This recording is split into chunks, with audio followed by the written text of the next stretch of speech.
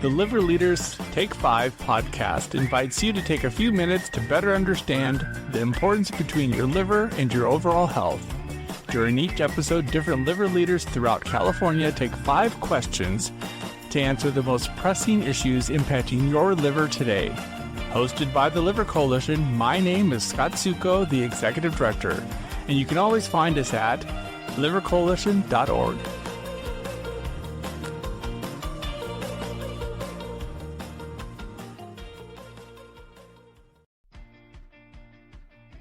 Welcome to another episode of Liver Leaders Take 5. My name is Scott Succo, the Executive Director with the Liver Coalition. And today I've got a special guest, Eric Butcher. Welcome, Eric. Thanks, Scott. It's good to be here. Now, Eric, every liver disease is different. There's like 100 different liver diseases, and some of them are genetic, some of them are environmental, and some of them are based on modifiable risk factors. Tell us about the liver disease that you have and when you first found out that you had a liver disease. First of all, 14 years ago, I was told I'd be dead in 5. Wow. I was diagnosed with the rare genetic condition Alpha-1 antitrypsin deficiency. It's not a true deficiency. It's where our liver is producing plenty, but it gets misfolded. It can't get out to the rest of the body where it's needed. So it polymerizes and becomes fibrosis and then cirrhosis. So 14 years ago, I was diagnosed with cirrhosis due to Alpha-1. 25 years ago, they said I had fatty liver disease. Wow, 25 years ago. And none of the doctors really made much of a big deal about it either. So now here we are in 2025, and I realize the combination of that genetic condition, Alpha-1, plus having MASH on top of that has put me into a pretty precarious position liver-wise. Wow. So I knew that we were going to talk about the Alpha-1, but the fatty liver disease is interesting. So 25 years ago, you were told that you have fatty liver disease. Did they explain what it was? No, they just said I needed to lose weight.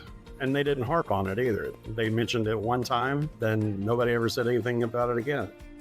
So when we take a look at leading causes of liver cancer, alcohol-associated liver disease or hepatitis C, fatty liver disease really is emerging as the top one now that we've got a treatment for hep C. And it's unfortunate that too many patients received the kind of information that you did, a lack of call to action, and kind of like what it meant as this continued to attack your liver. So tell us about the Alpha-1 and when that started, and then when you started kind of saying, I can do more than just manage my own disease, and how that impacts the liver. When I was first diagnosed, that was just like any rare or chronic disease, you go through a grieving process. And, there's the whole depression, guilt, and what did I do to deserve this? Is there something that you could have done? In short, Alpha-1 is a protein created in the liver. In healthy people, it goes out to the rest of the body. Its job is to protect the lungs. We do have a treatment to slow down the progression of the lung disease, and that's augmentation therapy. It's a plasma-derived infusion therapy. We do that once a week. That comes from plasma donors. So I'd like to encourage any of the listeners, if they're able to donate plasma, please do. It takes 900 donations just to make one dose for a year. For one treatment for a year. Mm-hmm. Yeah. There really are a number of diseases, such as Alpha-1, that actually use plasma in treating the disease. Quite a few, yeah. Before we go on to that, when we take a look at someone with multiple chronic health conditions, some of them are being managed very well. Others, you're looking at treatments of tomorrow, and then you hear conversations that talk about control, like how prices are set and it's expensive to bring a drug to market. What does that make you feel like as a patient who is really looking forward to some therapies that you hope come down the line? What's your response? Because healthcare costs are important too, Right, exactly. That's where I get torn.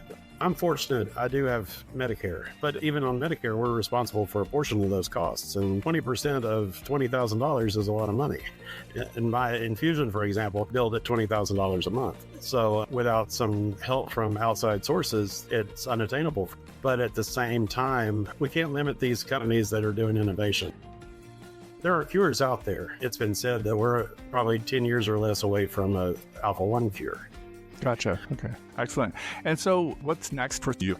The next thing on my calendar is the liver meeting in Washington, D.C. as a representative, and help work the booth and network with some of the liver leaders and bring some more awareness to Alpha-1 liver disease and the need for further detection. About 85% of the people that have it still don't know they have it. Excellent. Well, if people wanted to get in touch with you, how would they do that? And if someone had heard that there's a support group, is it virtual or in person? And how would they participate in that for Alpha-1?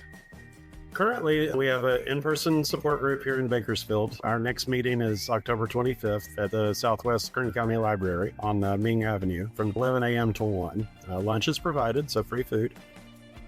That's our next in-person meeting. We'll be doing a walk with our t-shirts on, and we haven't set the date for that, but that'll be in November at Riverwalk Park here in Bakersfield, and that's a fundraiser for Alpha-1 research. And what group will that be with? Alpha-1 Foundation. Gotcha, okay. And so that's alpha1.org, or what's their website address? Alpha1.org, Okay. yeah. Anybody can reach me through emails easiest, and that's ONE, Alpha, ALPHA, mail, MALE, just to play on words there, one alpha mail at myyahoo.com. That's the best way to get in touch with me. Eric, this has been great. You are probably one of the busiest advocates I know. Well, it's very important to me. That's the kind of leadership that we need to have within the chronic disease community, whether it be with liver disease or Alpha-1 or diabetes or whatever it is. Just people stepping up, sharing their story, and then identifying kinks in the system that they can kind of help smooth out for the next person.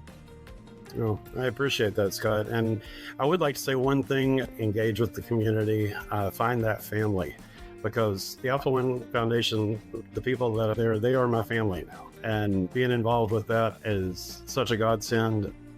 Excellent. Well, I know that's one of the things that we like about Liver Leaders Take 5 is, although we're located in San Diego, it gives us a chance to talk with people that we identify throughout the state that are doing great things and just put a spotlight on them and for people to learn a little bit more. This will be on our website, www.livercoalition.org, under our podcast section and programs, and this will be listed with our other episodes as well. So, Eric, it's been a delight.